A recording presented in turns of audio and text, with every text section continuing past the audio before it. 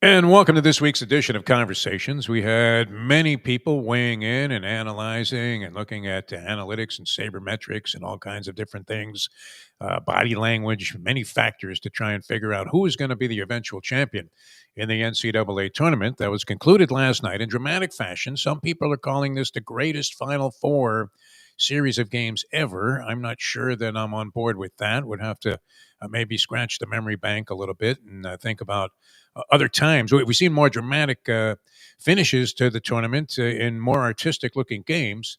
But of all the analysts that we had on, we had Jim Larinaga, the great Jim Larinaga, Len Robbins, our good friend, my good friend, longtime coach Billy Mims. And this gentleman always makes me smile whenever we think about, hey, did we bring the people what they needed in terms of analysis?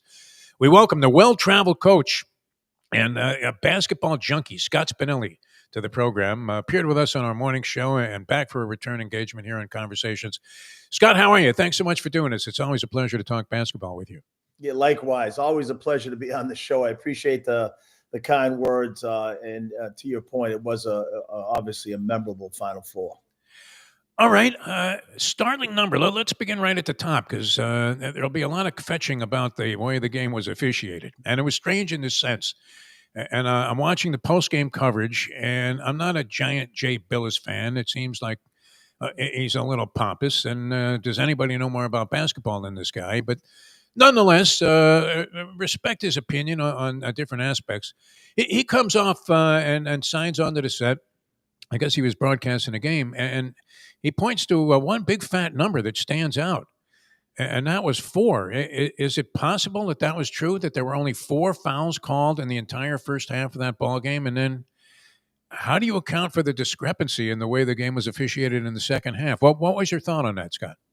Well, I think the game got so physical. First of all, years ago, the NCAA implemented this new defensive rule, which stated that, there were no more hand checks in the perimeter, right? Everything had to be almost like that. When you play that game airplane, when you're a kid, your arms are out. You've got to kind of impact the ball with your chest and hips. And what happens with Houston is you can't call every foul because the way they guard the basketball, unbelievable pressure on the ball.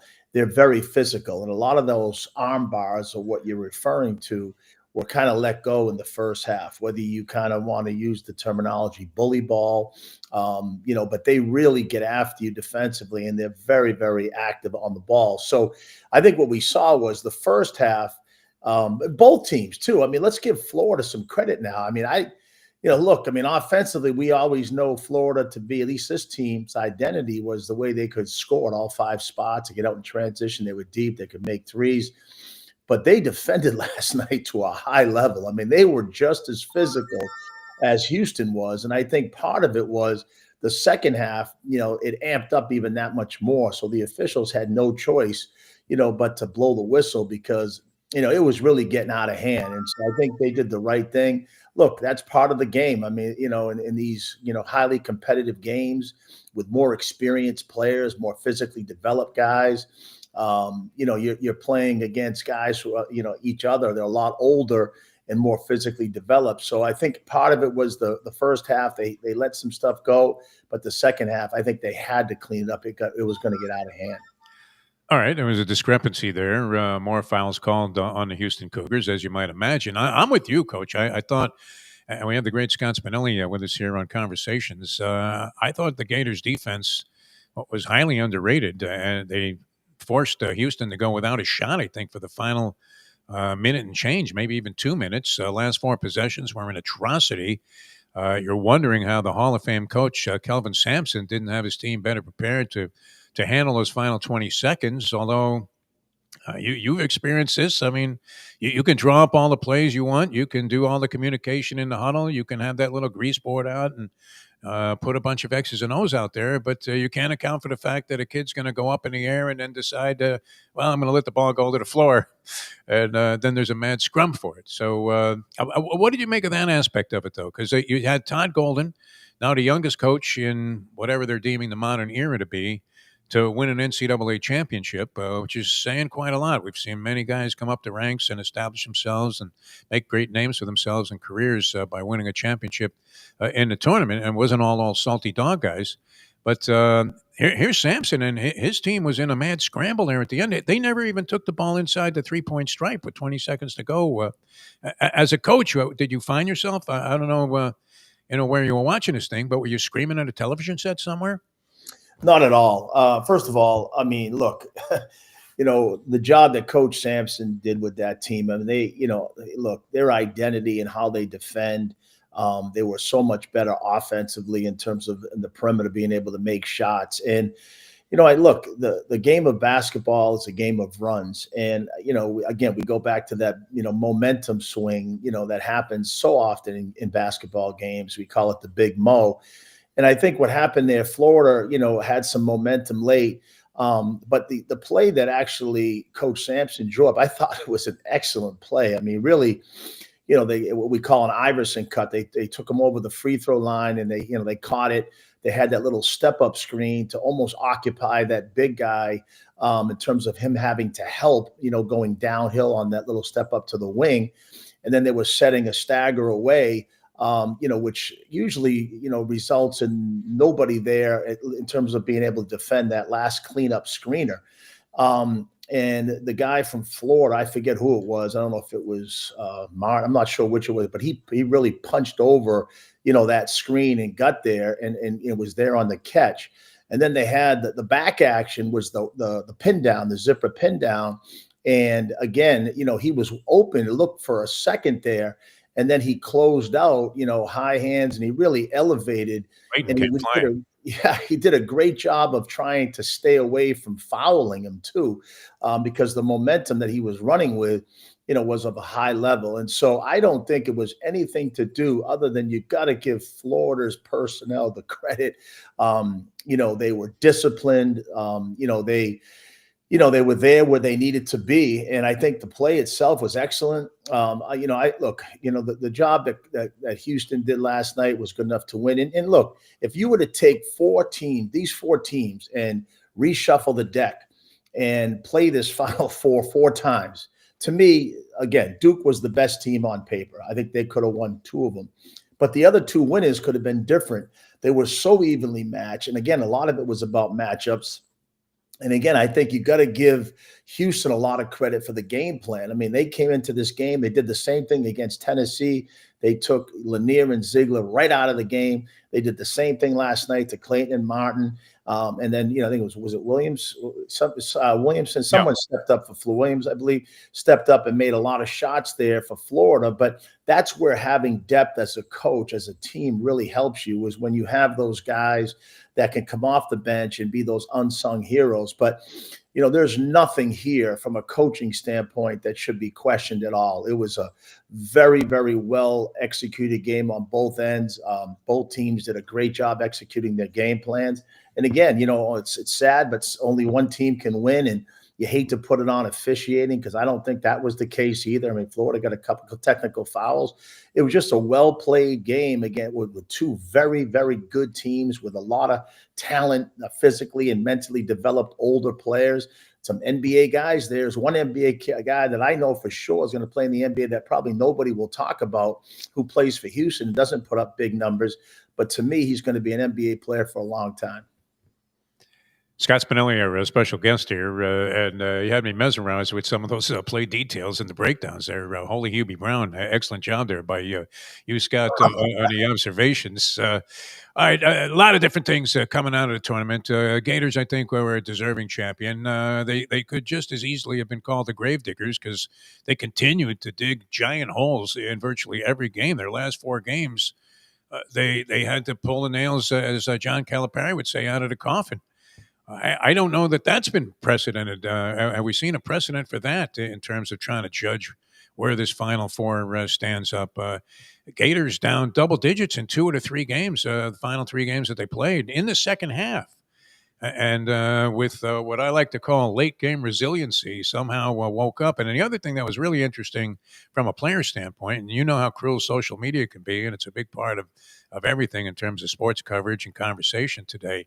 But people were dismissing Clayton, saying, "Oh, look at this big game choke job. He looks like James Harden when he was playing for Oklahoma City or Houston in the seventh game of a playoff series to go to the championship. Disappearing act that would diminish his stock, and yet you can certainly appreciate this, having been around the game as long and in so many different places. You always like that guy that wakes up at the end of the game. He really propelled him to that victory. That 3-point shot that he made, curling to his left, and fires it with confidence after having a horrible night otherwise, was huge. And then that closeout play. I mean, that's not a prima donna scorer. Hey, look at me type of play. If he doesn't get a hand in that guy's face, he at least gets off a 3-point shot, and then who knows? He might have got an offensive rebound, sent the game to overtime. But I really like that in a player, that a guy could be having a really subpar night by his standards and maybe any standard, and then come through like that in the clutch. Yeah, I think that's a great point. Look, as a coach, you're always trying to tell your players, especially when they're younger. I know I'm sure a lot of high school or junior high school, and college coaches deal with this. We deal with it all the time with the younger players, and that is when their offense is not going, oftentimes individually, even as a team, it affects your defense. And to your point, Clayton last night, look, Houston really took him out of things. And I give the kid a lot of credit. I mean, he played within himself. I mean, he had 7 assists. He was making the right play.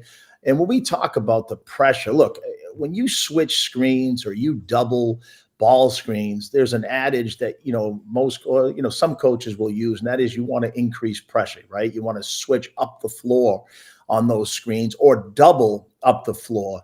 And the way Houston does it, that's one of the things we talked about prior to this tournament. And you can't simulate that. I mean, their activity in those double teams, and when they switch, active hands, they're just relentless. And I think, again, to Clayton's credit, he was able to play within himself, make the right play for the team. Because in the end, look, no matter how many points Clayton would have scored last night, if they lose, everybody's, looking back at this saying, he played great, but they didn't win it. I think the points that he made last night in terms of his, being able to convert some plays offensively were timely. But at the same time, I thought he made the right play all night.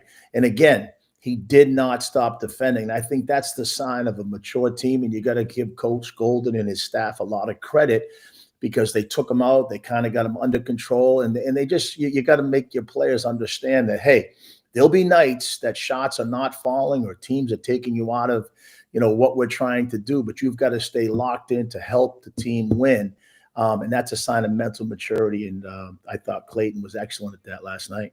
All right, much of the reason that people are trying to make this out to be the greatest of all time in terms of Final Four and overall competition, the 2 semifinal games, one of which saw what appeared to be the favorite to win it going into the Final Four, as we saw the Duke Blue Devils dominating teams that you thought were going to at least give them some competition or some kind of a stiff test, maybe not in the very first round, but subsequent to that, you had Alabama would be a team that loomed as a challenge. They're up 9 points with limited amount of time left in a ballgame. Holy Reggie Miller, what are we looking at here? And that was against the Houston Cougars in the semifinal game, the first round of the Final Four. What was that the biggest choke job? I've been talking about it. It's too arcane of a reference probably for a young man like yourself, Scott, but I don't know if you remember the Mamas and the Papas and very large woman, Mama Cass. Legend would have it that she choked on a ham sandwich, and that's how she checked out ultimately. It turned out she was consuming massive amounts of cocaine that a 400-pound body couldn't support. But what was this the biggest choke job since Mama Cass supposedly choked on a ham sandwich and checked out as a result? Not at all. I can't. Listen, you're a coach that has great empathy for those that ended up getting smacked in the face. You look, the game of basketball, as at least in college, 2 20-minute halves, you get a 40-minute game. And, you've got a team like Duke that, has what it looks to be the game under control. And then all of a sudden, again, is going nowhere, right? They're going to continue to pressure, and, to be even that much more aggressive. I mean, one of the things that happened late in that game, and it kind of typifies the way Houston plays. If you remember, I think it was Tugler on the inbounds play. They're so aggressive that he literally was reaching over the end line, get called for a technical foul there late in the game. And that just shows you how aggressive and how well drilled, Houston is. I mean, they're so active on the basketball that he couldn't even control himself there. But look, you got to give Houston credit. I don't think Duke had played against a team like Houston all year, a team that was just relentless and was going to play the entire game, every possession, like it's its last, possession. We talk about this. I used to talk about this a lot with the teams that I've coached. And sometimes you got to tell your team that you're playing against a team like Houston. You got to say to them, hey, look, guys, this is like a game point mentality, where when you and we were playing back in the old days, when you were playing pickup ball, if you lost the game, you probably were going to sit out for the next 15, 20 minutes, maybe 20 minutes. It would be 40 teams lined up. And I can't tell you, coming from up in Boston, how many times that game point resulted into the old days fisticuffs. I mean, it was a physical, way of trying to finish that last possession, whether you were on defense or on offense. And I think you have to almost have that mindset when you play against Houston on both ends. It's game point mentality. You've got to guard them as if it's game point mentality, and I thought Florida did. And then offensively, you better be ready, for contact. And I think in that Duke game, late in the game, I think Duke, kind of dropped their guard down a little bit, if that makes sense. But you got to give Houston the credit. It's not a fallout on Duke's end. Again, those kids were young. It was a game that, again, it went all the way to the end, and the ball had to almost bounce perfectly for Houston to get that game. But, again, if Houston had played Duke a couple times, I think in a 4-7 game series, I really believe that, Duke might have been the team to come on top. But in a 1-game series like that, sometimes not necessarily, the best team doesn't win all the time, right? No, it was unraveling, and you could kind of see what was going on. And yet, many things surfaced as a result of what transpired there. Duke, by the way, favored to win the national championship in early betting activity and early lines being posted by the guys in Las Vegas, in spite of the fact they're going to lose Cooper Flagg, obviously, and maybe others. And when you look at what happened there, I mean, Cooper Flagg, you talk about. I mean, this was a guy that clearly seemed to be the best player in college basketball. Not clearly, but by at least enough of a margin that Broom and others kind of were in the distance in terms of conversation anyway. And he has a chance to go ahead and put them ahead with a jump shot, perfectly executed play. He elevates, he avoids any real serious defensive pressure, and then he puts one up. Coach, short. That's not a sign of maybe feeling a little bit of pressure. I mean, you never launched one short. Your shot would have been off the back rim at least. With Mike Jarvis screaming at you, "Come on, Spinelli! Try passing once in a while." But, no, and anybody can miss a shot, and the shot could have been spot on and still found a way to rattle out somehow. So I don't put that on. All of a sudden, people are diminishing like Cooper Flagg, like he's no Jerry West. But that being said, and then he gets called for what I thought was one of the cheesiest foul calls I've ever seen. It was funny because maybe those things evened out with the Houston Cougars, where Flagg gets called for a foul that you would never see called. If you called us at the park, never. They would have slashed your tires on the way out. You wouldn't have made it out of there in one piece. Never would happen. By the way, just an aside, when you mention that, I always think about waiting the 40 games because when I first really got into playing a lot of basketball, I was about 16 on Long Island. And we were in a 3-on-3 game at a park in Merrick, New York, where the team that held the court all night was comprised of Dr. J, a young Dr. J, 16 years old. This is the truth.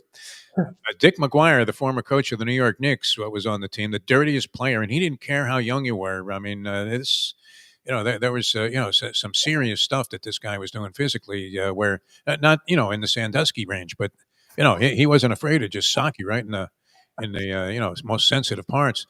And a kid named Eddie Malloy, who used to be an arch rival of Jim Larinaga, turned out in high school. And you knew you were going to lose the game. I mean, the doctor, he wasn't the flamboyant doctor that he became, but he would just stand under the basket and dunk. Well, we were little Jewish white guys. We weren't going to be able to compete with that. So, and then you had to go down and play with the guy who was shooting with his like 5-year-old son down the other end of the court because you weren't going to get out there again that night. So I know that whole game point mentality. Very, very serious. But I mean, what did you make? Criticism of Cooper Flagg seems highly misguided, based on missing one shot from point blank range, albeit, but he had to work to get to the spot, and then he probably was thinking, "Hey, don't brick this thing and put it up short." I don't know. What did you make of the performance there, and the fact that all of a sudden people are certain that he's the best in the game? Yeah, no, first of all, I mean, Cooper Flagg is special. He's so much more mature in terms of his game and how he approaches the game than kids of his caliber in terms of their talent and size at that age. I mean, you talk about a guy that impacts winning. I mean, he'll do whatever it takes to help his team win. I mean, whether that's, rebound, defend, block shots, whether it's to, make his teammates better, and when you get that, when you're that talented, oftentimes you see players who are a little bit more, hey, I got to score, I got to score, I got to score. Sure. And, Cooper's mindset is all about winning. So the maturity of his game to me, is what makes him not only obviously his physical skills and his talent, but, his mindset about trying to help the team win. And on that last play, look, listen, sometimes the basketball gods or the ball will bounce, it won't go your way. It's just part of the game. You got to figure out ways to overcome that. That last shot, he kind of, turned his wrist just a little bit. Part of that could have been, look, when you're playing against, Houston's physicality and you've got to elevate like that on that shot, and then that you're going to get some form of contact, right? You're going to have a chest, his hips in you. Oftentimes with Houston, they'll arm bar you, which, again, they'll be so physical with you. I think part of that could have been just the toll of the game at that point. It's probably happened to him throughout the game, and he had to kind of, think about that. But again, that was a very, I thought it was a great executed possession for Duke. And, he just came up short a little bit. And in terms of that rebound, that's just kind of just misfortune. I mean, look, if he's on the other side. I mean, that was a horrible call. Ah, man. And then sometimes as a coach, you're sitting there, you're thinking to yourself, hey, do I have my players? And you saw Houston, last night a few times when they were shooting free throws, they were taking their men off the free throw line. A lot of times you'll do that as a coach, so you don't, anticipate maybe an over the back or a cheap foul if he does miss it, right? And I think in that case, Duke, again, the ball just went that way, and it was just a very tough call under those circumstances. Choke job, Tyrese Proctor, brick. Not only do you get a foul call against your own rebounder, but they go to the stripe and get the game.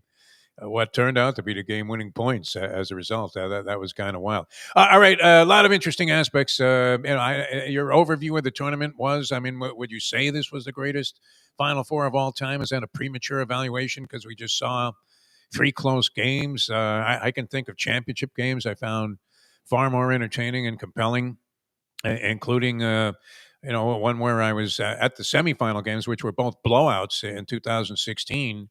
And then the Villanova, North Carolina championship game turned out to be one of the all-time classics. There have been others. And we've seen big upsets like Jimmy Valvano running around. I don't even care how the semifinal games went. As I recall, NC State were they not lucky to survive to get to the championship game? And then they won it in this oddball fashion with what looked like an air ball that goes for the game-winning basket. But your overview of the tournament, because I know this also has philosophical implications for the future of the game, where you're thinking, are we always going to see these powerhouse teams? And is this finally people die in fairy tales too, as they said in Cinderella Man? Is this the end of any chance of a Cinderella ever writing some kind of incredible story? Yeah, no, I think you can look at the tournament 2 ways. I mean, one, again, it's in really the eye of the beholder. If you're looking at this tournament and you're a real basketball fan, the quality of play that we just observed and witnessed, especially, in the Sweet 16, Elite Eight, when these, high level teams, I mean, the top 4 or 5 seeds from each, region, you're talking about teams that have been very well put together with a lot of resources. And, that usually, again, it's like I'm not going to say an NBA, but it's a minor league setting. It's very, very good basketball, players that know how to play. They understand the value of each possession on both ends. Everybody's coaching hard. And I think the overall sentiment of the tournament is that you could, from a basketball standpoint, the quality of play was incredible. And then to your point about the Final Four, again, I mean, that was just all about matchups. I think if you played this Final Four again, we might see a different winner. Really great for the sport in terms of just the quality of play. These players are so physically and mentally developed that, again, they play the game the right way. They play to win. And there's a lot of fun in watching that. On the flip side, if you're, watching this NCAA tournament, looking, to your point, for Cinderella and the Davy and Goliath situation playing out, I don't know if that's going to be the case as much anymore. I just feel like with this NIL, here to stay, and the resources, that we're not playing on a level playing field anymore in the NCAA tournament. You're just not. And not that, the high level teams were anyways, but now it's even to the point where, again, the better players from the mid majors, the low majors, you're seeing kids from Division II, NAIA, you're seeing kids from Europe that are leaving their pro contracts to come over here now because they can make more money. So you're basically looking at a minor league team, that's been put together with great resources, with revenue, as opposed to these mid-major programs. I was just recently a coach. We had zero money. And so, if you don't have the resources, you're really going to have to kind of, catch lightning in a bottle here. Not that you can't. I mean, look, Drake brought all those players from a Division II program that he was familiar with. They had some culture established, and they were kind of able to win a couple games. But I just don't think you're going to see these mid-major programs, like we have before, upsetting these higher level teams as much as, it's happened over the previous NCAA tournaments. So I think you can look at it both ways. It's all in the eye of the beholder to me. It's funny, look at other professional sports, and the owners have to put a clamp on themselves, so they establish a salary cap so they won't overspend and outbid each other into proportions that eventually become just a steady stream of red ink, which is impossible to fathom. Now they're making tons of money in college basketball, but is there going to be a point where this, people are already talking about it. If you had a Nick Saban as a basketball coach, you'd be screaming about this. I don't know if coaches, you hear more of this conversation than I would, talking to coaches all the time and being involved in a profession, Scott. But, are there theories as to what needs to happen? Naturally, the teams with the smaller programs, the mid majors, whatever, the FAUs, who had players and coaches sprinkled all over the tournament this year, that used to be on their team that went to the Final Four and still had eligibility and still were in college. So, imagine that they might have been in a position to make some noise 3 years in a row if they could have kept their team together. But can this, and does it need to be reeled in? And is there a theory as to what the solution might be? I mean, how do you get this under control?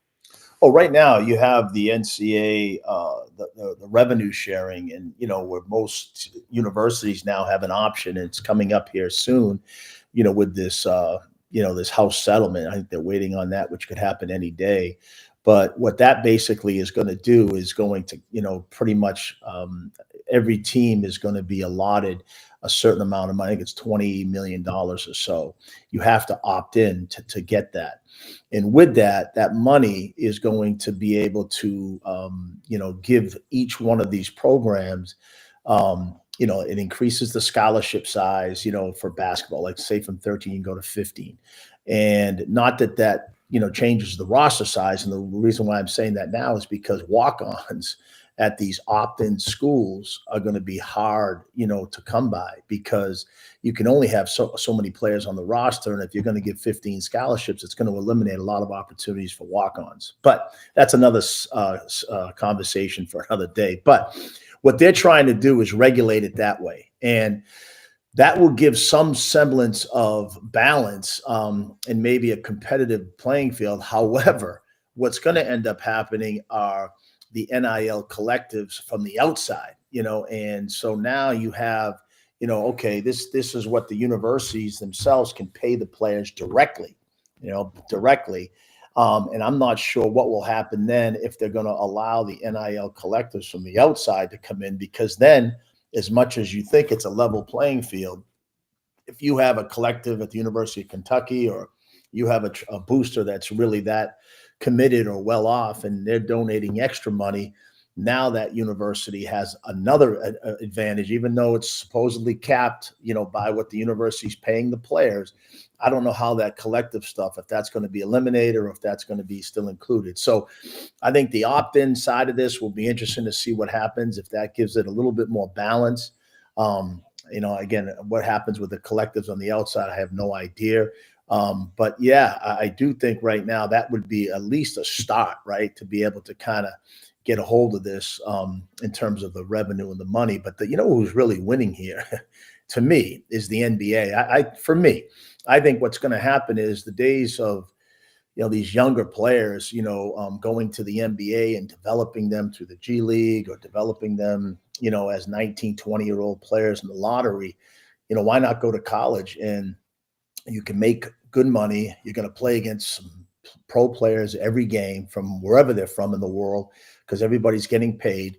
And so, when you get out of college and you go to the NBA, you're going to be more physically and mentally ready to play. And when we were coming up, you remember when Magic Johnson, Larry Bird, those guys couldn't come out until they were after their junior year. And to me, the NBA was so much more competitive because, guys were older, they understood, it's a livelihood, right? Those younger kids don't understand these possessions matter, and they're starting to get that now at the collegiate level. These guys are older, they understand it more. And I think that's going to help the NBA game in terms of the quality of play too. Can you imagine having like $1 million when you were in college, Scott Spinelli? Oh my God. Or two? Not a good idea. Getting it again next year if you decide to stay? I don't know what the laundry money was when you were playing at Boston University there, but it was like $15 a month when I was doing some baseball at the Cuse, and that was enough to get through. I mean, you felt like you were the owner of the Boston Celtics at that point. All right, just curious about some of the things, so the people have some of your background here, and it almost reads like you were on a coast to coast train ride here, on a freight train of some sort. And you were everywhere from Wyoming, American, Cincinnati, the Cincinnati stuff. What was the Cincinnati stuff?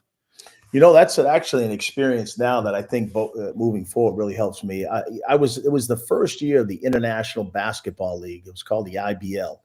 And, it was a league that was put together with 7 teams. And, I was actually transferring from college to that side of it, and really got a good feel for the pro game, right? At that point, though, we had a salary cap. I think it was $735,000 or so that we had amongst 10 players. But what we were trying to do back then is we were trying to keep the kids here and developing them, almost a minor league setting prior to the G League. So that was a great experience. But you could also recruit. I was over in Mali, West Africa, and I recruited a kid by the name of Sumaila Samaki to the Cincinnati team, who actually got drafted the following year. So it was a minor league setting with a combination of recruiting, but it had a salary cap. So yeah, I've had the blessings to work at every level of basketball along the way. Yeah. Starting in prep school and, worked every which way. And Oilers, Chicago, Nebraska, Wichita State, Texas A&M, Maryland, Boston College, interim head coach at Boston College, and then Chicago State the last couple of seasons. Of those experiences, I mean, each one would have to be somewhat unique, but what really sticks out along the road? Because you remind me whenever I look at your story, Scott, of John Feinstein, who was like a grassroots, and may he rest in peace, was an outstanding guy. I don't know if you knew John. You probably did from being in the media. And I mean, he would travel the back roads because he was a grassroots basketball fan. And you have that. That's one of the things I love about having you on the show. But I mean, you mentioned that was interesting, the Chicago stuff or the Cincinnati stuff, because I always thought that there would be some guy comes along, some entrepreneur, and starts his own minor league to have players that weren't getting paid in college prior to this NIL revolution now. and involvement of NIL. And why not just start a minor league where you pay these guys like 100,000, and instead of going to college for 2 years, they make a couple of $100,000, and then they're NBA eligible. So that was kind of a forerunner for that. Of course, if it was a business idea I shared, that it was probably destined not to work out. Well, you know what? The reason why that failed, we had 7 teams in the inaugural season. The Yeah, problem we were playing in a lot of those were college cities, and we were in Cincinnati. You've got Xavier. This is when obviously Skip Prosser, God rest his soul, he was at Xavier. Huggins was at Cincinnati, and so you're trying to incorporate a minor league team there. You're not going to get as much fan interest, right, with those sure. type of college teams in the area. But look, it was a great league, and it was a league that again now, especially in the collegiate side, really bodes well because if I do get back to this coaching side of it, it's a lot easier to kind of understand the side of recruiting, putting your team together with an NIL, cap, or if you have NIL resources, and then understanding how to, get that team to gel. And look, you are recruiting a team, right? It's not just like I was mentioning earlier. There's a kid for Houston, and I hate to bring his name up because it becomes, oh, you said he's a pro. There's a kid on Houston that I really feel like, if I was in an NBA setting, or if I was even at a collegiate setting in this, not that anybody ever leaves Houston, I just think that there's players like that you can identify that, can really impact winning, don't need the basketball, not out there trying to, score every possession. They just want to help their team win. And the versatility side of it and what this young man does for his team, I think, is very unheralded. So to your point, doing that in the minor leagues, I think helps on the collegiate side of this and coaching, or in the NBA for that matter. Florida supposedly used some of those sabermetrics or analytics in assessing the players they wanted on their roster, where they went away from what we typically would think would show up in the box score and started measuring other. Well, I mean, obviously you can't measure an intangible, but other tangible aspects of the game that aren't normally looked at with the same level of significance, like steals and blocks and overall floor game. And they found a way to quantify some of that. And that was a large basis, supposedly, for the success of putting that particular roster together, which you saw was pretty versatile. So that was kind of interesting from a lot of different standpoints. All right, now I'm curious because you were coaching recently at Chicago State. Seem to want to get back into it in some capacity. Obviously, it's part of your blood, and the detail that you're giving us on these things, all these different aspects of college basketball and basketball in general. What would scream that you should be employed somewhere. So, is it essential to network at the Final Four, and what kind of a scene is that? Because I would imagine that there are a lot of what we saw a coaching carousel, which I want to ask you about, take place on a major level. But what's going on underneath, on the ground level there, where assistants are looking for jobs or coaches are looking to fill staffs?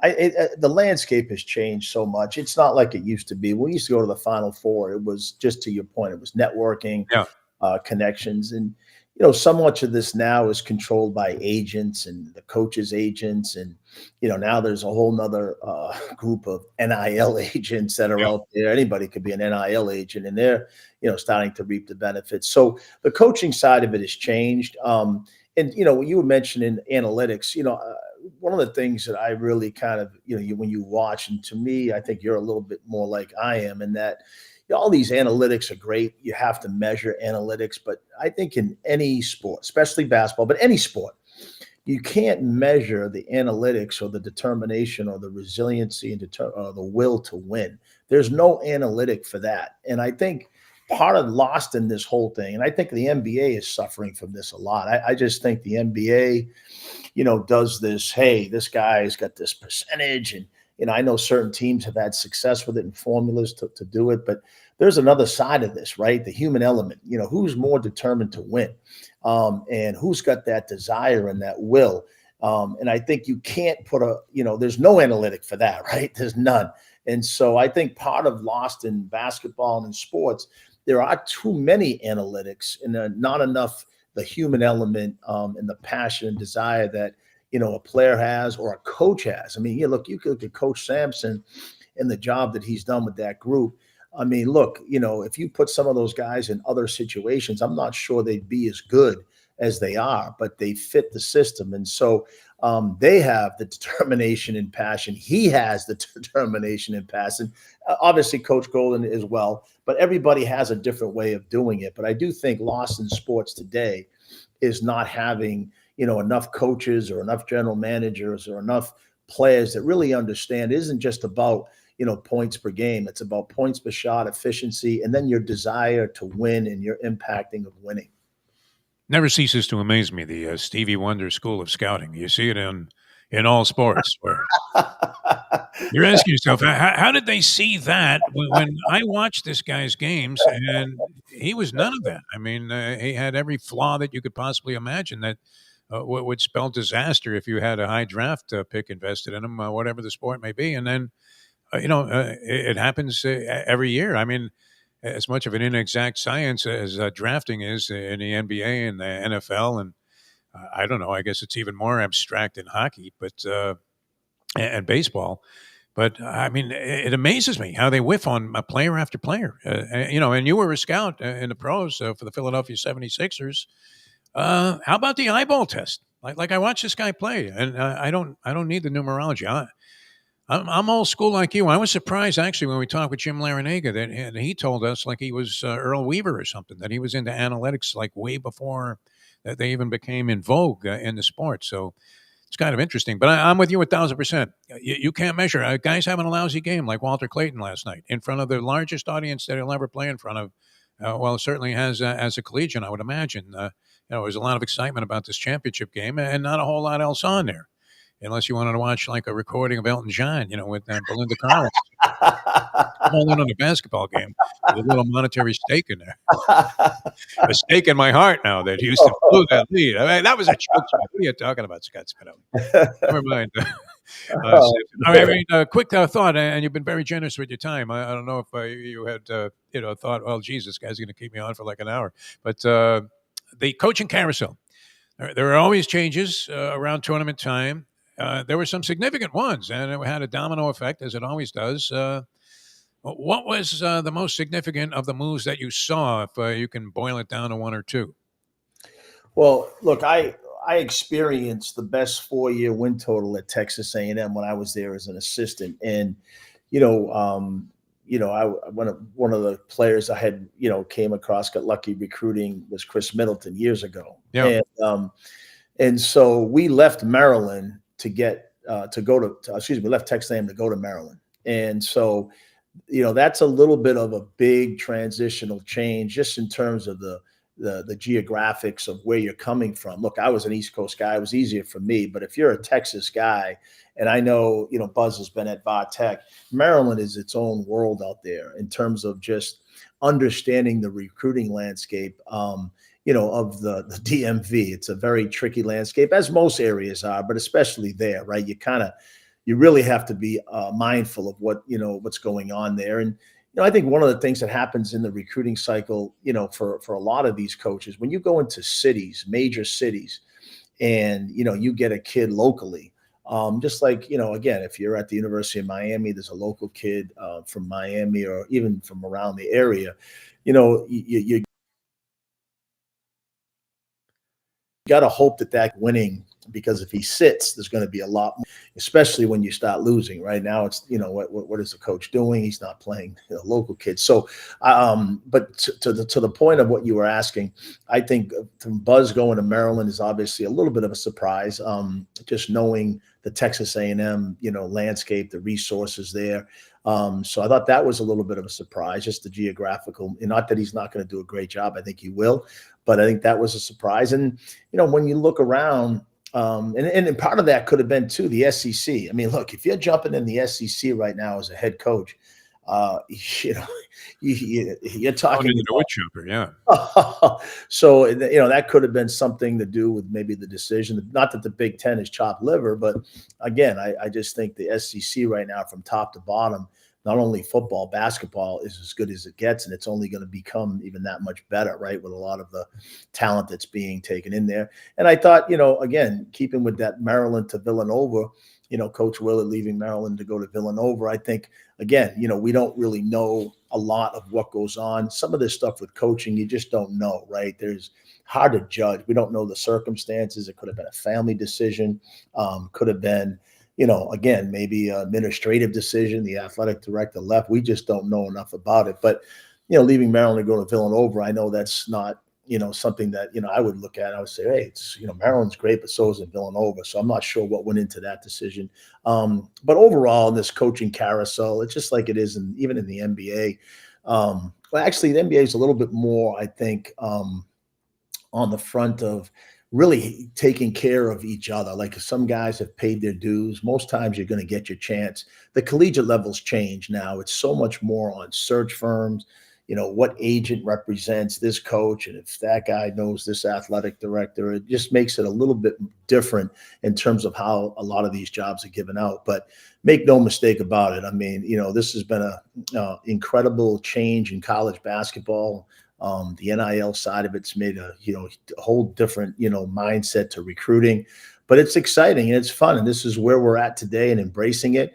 And again, I just think when you look at where we're going with this stuff, it's not easy for the coaches because every year you're going to be recruiting most likely 7, 8, 9, sometimes 10, 11, 12 new players every year. Pretty amazing. Hey, amazing stuff. Scott, I'm glad you enjoyed the tournament. I knew you would. And thanks so much for sharing your thoughts with us. And we'll look forward to speaking with you again. Thanks so much for being our special guest today on Conversations. Thanks for having me. Always a pleasure. All right. Scott Spinelli, ladies and gentlemen, with us here on the show. And that was a lot of fun, man. This guy really knows his stuff. Well-traveled. Started out in the high school ranks and then spent like a short, you talk about a basketball vagabond. And a basketball junkie, Scott Spinelli, that. And I hope you guys enjoyed that conversation. I look forward to doing this again as we pay and point our attention and focus in new directions. A lot of good stuff coming up.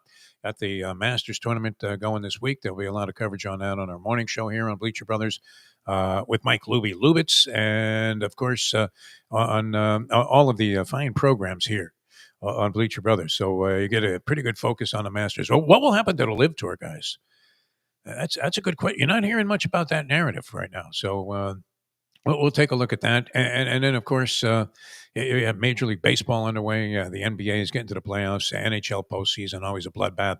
So many things. And the Kentucky Derby. I had a couple of horses come into the spotlight over the weekend that looked to be very promising and figure to be competitive. Certainly going to be starters in the Kentucky Derby, which we'll have analysis on in future shows as well. So thanks so much for tuning in. And for Scott Spinelli, really thank him for joining us here on the program. I'm Jeff DeForrest. We'll see you next week on the next edition of Conversations.